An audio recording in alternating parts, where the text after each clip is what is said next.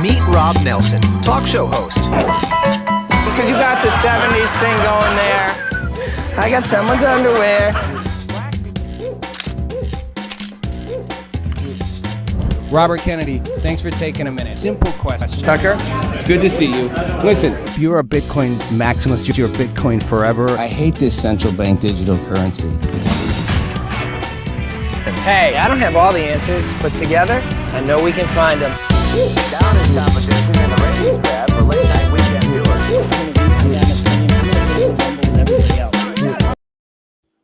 Hey everybody, welcome to the show. Happy Wednesday. Sorry, Monday. Wednesday's David's Day with me. It's a Monday. All right, what do we got going on? You know, Monday shows can be a little slow. They can be a little fast. I like to keep my Monday show short, not to drag it out too long. So it's interesting how time moves slowly at certain points in time. That sounds like a Kamala Harris thing, to be unburdened by what was burdened, or unburdened by what was burdened. I can't even remember. Yes, time moves slowly sometimes. It feels like, some days it feels like so much is happening, and some days it feels like just the same things are happening over and over. I feel like, to me, this is one of those kinds of days. And those kinds of weekends. And that's why I say it often comes off on a Monday, because the weekend, look, intentionally weekends are slow news, right? I mean, people intentionally try to keep things, you get things out on the weekend you don't want anyone to pay attention to, right? So you want your big announcement to happen on the weekend. You want to just shuffle things away on the weekend.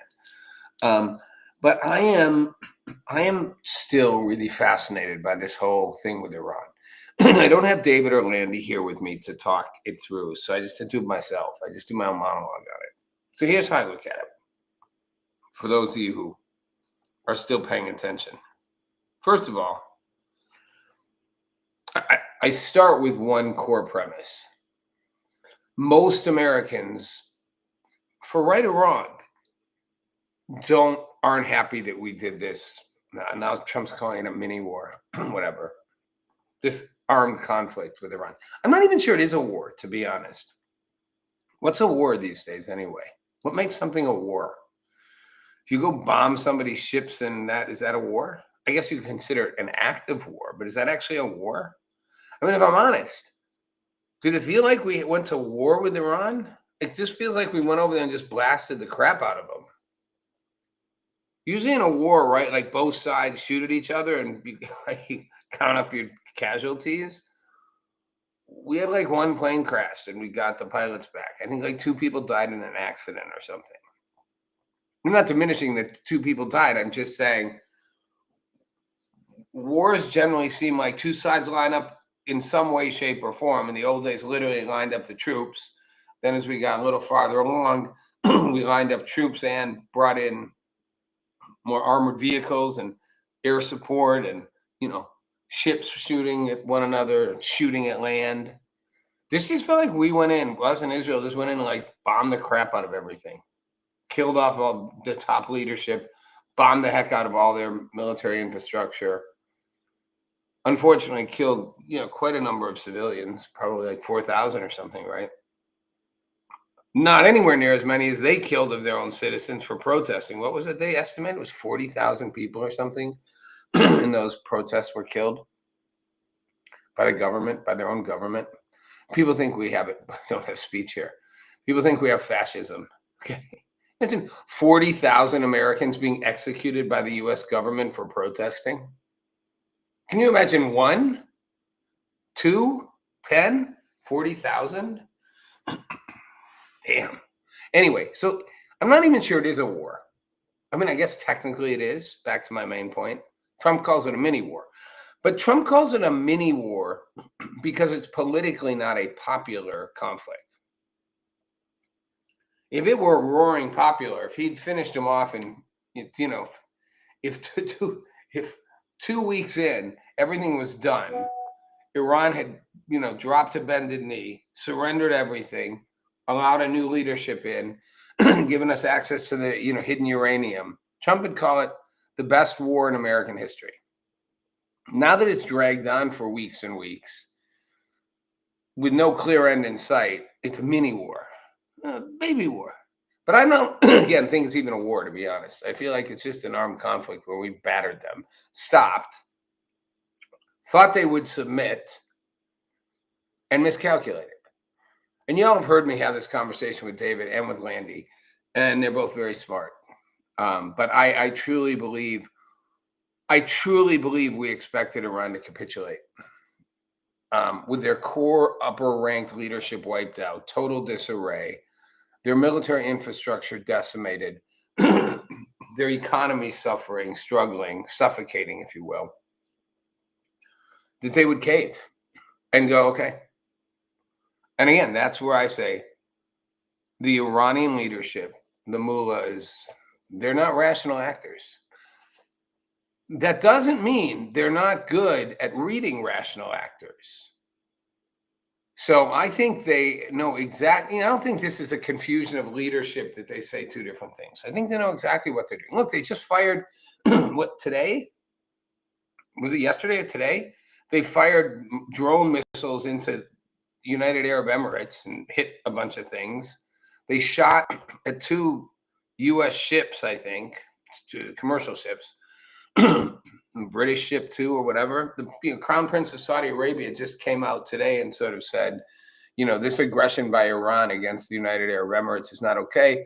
We are aligned with, Abu Dhabi is like our sister here, and we Gulf nations are going to stand together. Okay, my point. This is Iran during a ceasefire. They've mined the Strait of Hormuz. They're shooting at commercial ships. They're shooting drones at the neighboring states, drone missiles, at their oil facilities. What else? Oh, yeah. They've threatened to shoot at any U.S. ship that enters into the strait to escort ships through. They are claiming they're going to charge a toll to get through it. And they offered up a beautiful 14-point plan, which best indications are like not one of the points is acceptable. I mean, it starts with, I think, no U.S. troops in the Gulf. We pay reparations for the damages we've done, and nuclear is not on the table for the talk. So it's not even considered in this current round of talks. We talk nuclear maybe someday in a land far, far away in a time like Star Wars. Star Wars, isn't it May 4th? May the 4th be with you. So, a long time ago, in a galaxy far, far away, Iran will talk about nuclear weapons. So it's a joke. There's not really a ceasefire. And if there was, they're violating the terms that we had to have the ceasefire in the first place, which is why I say I think they didn't expect this. I think the U.S. administration didn't expect this. I don't think I think when they said we're going to bomb, bridge and power plant day, Trump makes these threats, but he also can act on them. So I think everyone thought they think he's serious. And knowing that, they're going to capitulate, like I said, and they didn't. They went the other way. They did not only not capitulate, you think they're the ones who won the war, if it is a war, if it's a mini war. You think they're the winners. They're like you pay damages? We don't negotiate the things that the war was started over. That's off the table. And you can no longer ever have troops here again. Like, how is that the loser? I mean, clearly they're acting like they haven't lost it all. And Trump doubling down on the fact that we decimated their military. Well, that's true. And that we took out their top couple tiers of leadership, also true. We did not replace their regime. And the lower tiers of leadership are still leadership in the same regime. And by a lot of accounts, they're even more hardline. And they're backed up against a wall. So things are going to get even worse in Iran. And again, they don't care how much the people suffer. They just executed 40,000 of them for protesting. I mean, they don't really care about suffering. They do ultimately need some money. I think they're getting some money. I mean, we've strangled a lot on them, and I'll give the Secretary of Treasury credit. He's trying to suffocate them even more. But I think they've got back channels for money coming in from Russia and China. Is it enough? I don't know. It's enough for them to literally sit here and spit in our face. I mean, Trump is saying, we're having good conversations and it's productive because he doesn't have anything else he can say. He'd have to say, you know what? They're little shits. They violated every agreement we've had for 47 years. They just violated the ceasefire, which they didn't even begin by honoring the terms with which we set for it. And now they're flaunting us at every corner. They're mining the strait. They're threatening to shoot at U.S. ships. They are shooting at U.S. commercial ships. And they're literally asking us to get on bended knee to end the war, so to speak. He could be just like your little shits and I'm done. And herein lies the problem. And maybe he will. That means he has to go back to hostilities. Because he can't just call it done. Like, I'm done with you. We're not talking anymore. I'm taking my toys and going home. Because he wouldn't have accomplished anything. He went to make sure they don't have nukes. He's positioned this entire conflict on Iran cannot have a nuclear weapon. I am doing a good deed for the world, for humanity. Iran cannot have a nuclear weapon. So you can't leave by just going, okay, well, we're done, bye. Because first of all, they have almost weapons-grade uranium. And two, right now they're going to go right back to trying to make it. A little help from their friends, China and Russia. So Trump can't just say, we're done with you because we're not buying your terms. Goodbye. go fix your broken military. Can't do that. He's got to get closure. But he can't agree to their terms, and they know it. They know he can't agree to their terms, and yet they flaunt them. They literally publicly flaunt them. They're literally double flipping off the U.S. and going, we dare you. We dare you. I think he got to go in and finish the job. That's what I think. I think he's got to go finish the job. But that is not where I started this. This is not a politically popular war. It's not popular. I mean, you know, it's more popular with the Republicans. It's funny how even wars these days go down party lines. You know, if you look at polling, like 90% of Democrats oppose this war, registered Democrats. 80% of registered Republicans think it was a good idea. Literally. And if Joe Biden had done it, the numbers would be flipped. 90% of Republicans would oppose it, and 80% of Democrats would be for it. Different president, different party. But where you can always come through on it a little is the independents. 71% of independents polls. Again, polls aren't accurate all the time. They don't tell you everything, but they do give you a snapshot, and you can kind of do your own version of them. A majority, a substantial majority of independents are not fans of this. And in general, Trump's ratings on the economy are low. He's not getting high marks right now. And $4.45 gasoline, it's like almost double what it was 2 months ago, national average. So it's double. It's almost double, or it is double. That's a lot. That's a lot, and people don't like it. And yeah, it was just going to be a short time, and it's going to be a longer time now. Eventually, gas prices will come back down. I don't know when, though. I don't think they're coming down in the next 6 months. Maybe a little.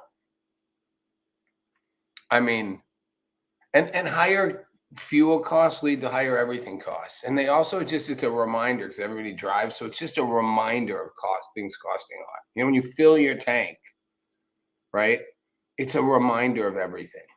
It's funny how gas does that. Putting gas in your car is a reminder of everything. Interesting sidebar.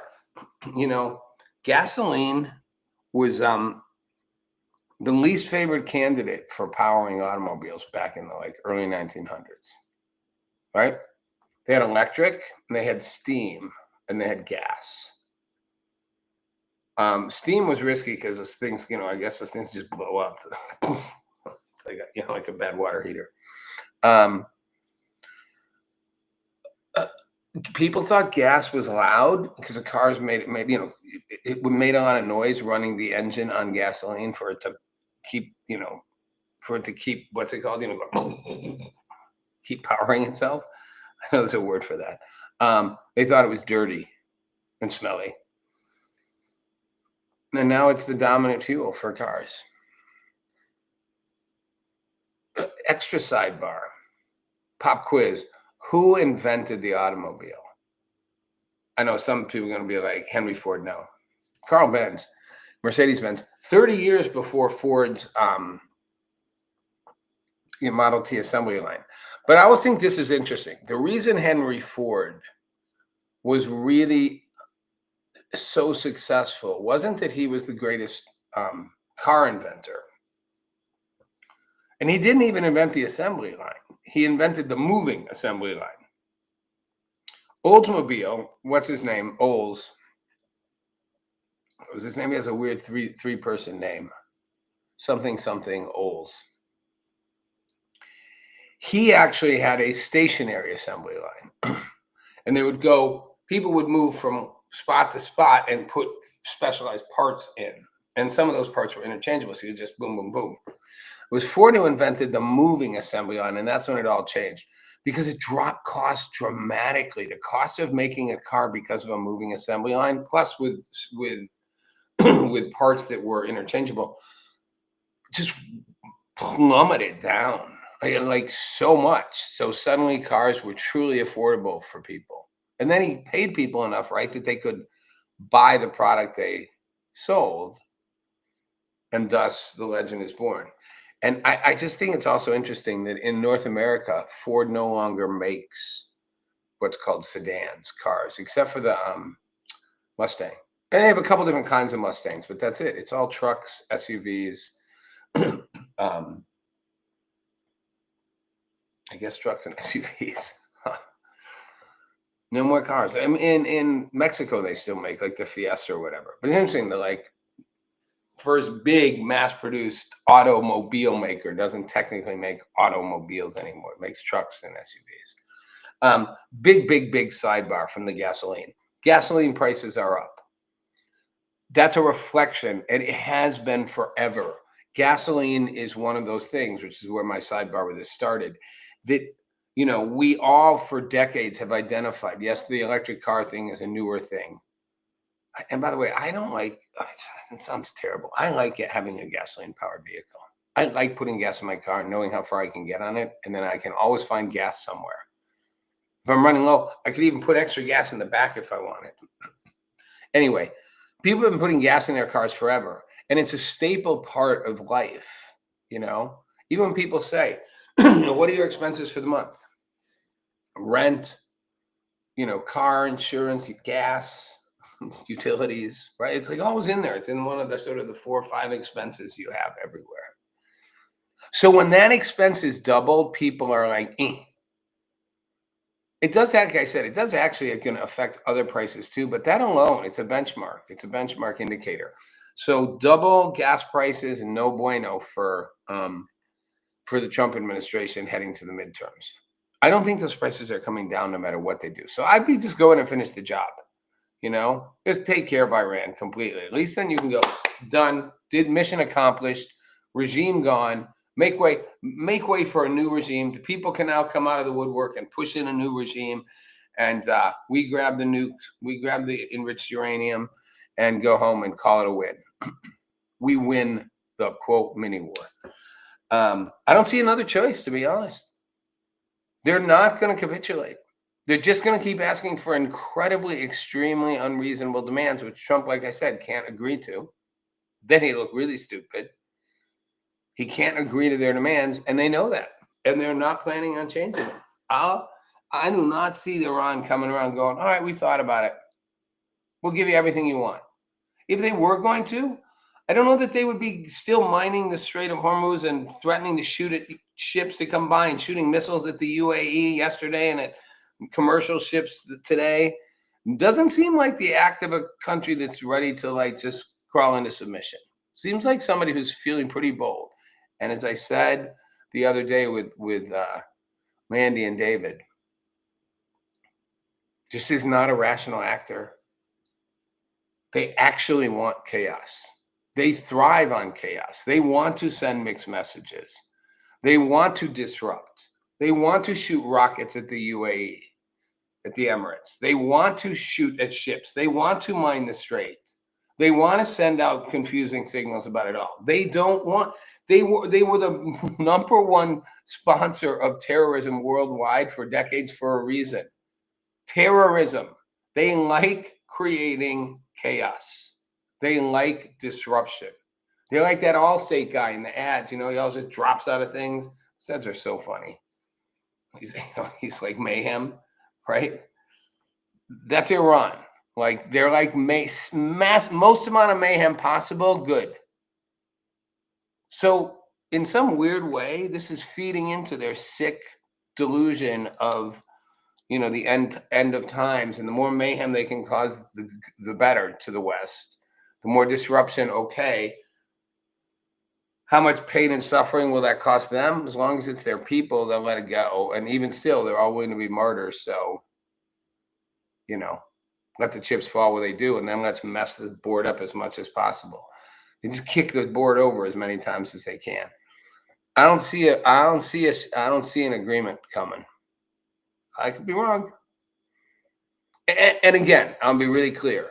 If Trump says we have an agreement and that agreement doesn't actually accomplish the things we said we were going to do, then that's just bullshit. You can't make an agreement where they don't essentially surrender.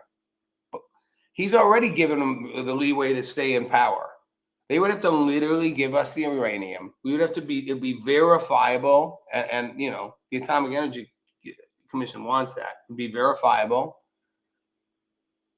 that they cannot build a weapon. Otherwise, it was all for nothing. I think we got to just finish the regime off. All right. Well, that's my thoughts on that. That's my ranting and raving on Iran for the afternoon. And I guess the end of it will be maybe Trump will go back to the problem is I don't know what that's going to accomplish just by itself. I don't know if you can get rid of this regime without troops on the ground. That's the problem. You might need troops on the ground to get rid of the regime. And clearly, nobody wants to put U.S. troops on the ground. That will result in casualties. So I get it. I don't know if you bomb their infrastructure, their power plants, their bridges. Does that take the regime out or just cripple the country further? I don't know. Like I said, I don't think they ever intended to. I think it was always meant as a threat to make them go, okay, we quit, we surrender. And they didn't. Either they didn't believe we would do it or they didn't care. Either one's possible. They might thought, we'll call you bluff. We don't think you're going to really do it. They might have been, go ahead, bomb our bridges. Go ahead, bomb our power plants. Great. More martyrs for the cause. Bring it on. Irrational actors with a religious mission. Death can be honorable. There's a place in heaven for you. And they're also they're religious fanatics, and they're also just ruthless and warped and twisted in the way they in the way they it distorted their religion, and in the way they distort the policies in the daily life, thus killing 40,000 people for protesting, thus literally killing women for any number of acts. It's such a backwards religion. I don't mean that about being a Muslim in general. I didn't mean it that way. I meant the way they practice it, the way the extremist works. I'm not a fan of the way it's practiced in many countries, and I certainly do think the parts around women in any country, Afghanistan, wherever it does that, it's not okay. And you call me judgmental. Yeah, I'm not. It's not relative to me. I'm not a relativist on this. All religions have problems. All religions have flaws. You basically treat women like they're second-class citizens, subject to any man's wants, needs. Anything they do can be punished. They're responsible for any mistake that happens. Again, even like adultery, you're responsible even if he did it. It's like that. You can't show your face. You're like whatever. You're literally treated like a slave. You can't be educated. And I'd say this about America too. Back in the day when we had slavery, it's like it's not okay that religious institutions, which they didn't all in North, many didn't, justified it. Like, it's not okay. Like, no, you can't. But modern Christianity does not hold those beliefs anymore. And I'm not okay with any country that does. But back to Iran, it's an extreme form of the leadership. The radical Islam is extreme. And I think when you're dealing with that extremeness, I don't see a way around it other than getting rid of them and creating, the opportunity for the people who want to come out and rise up. Because right now they're just going to get shut down. This thing ends tomorrow. They just go shut the people down. Internet's been shut off for months. They just shut everybody down. They'll kill thousands more people. They'll silence all dissent. And they're executing people. They executed a couple of people the other day. The athlete, some karate champion, got executed for being a demonstrator. I mean, it's insane. They do it to scare the heck out of people, and it works. So we should finish what we started. All right, it's Rob Nelson. It's Rob Nelson Live. I'll see you all on Wednesday. Hopefully David's going to join me. That is always fun. Have a good couple days.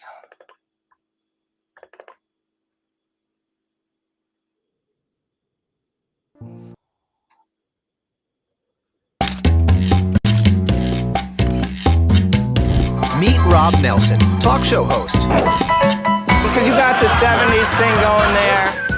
I got someone's underwear.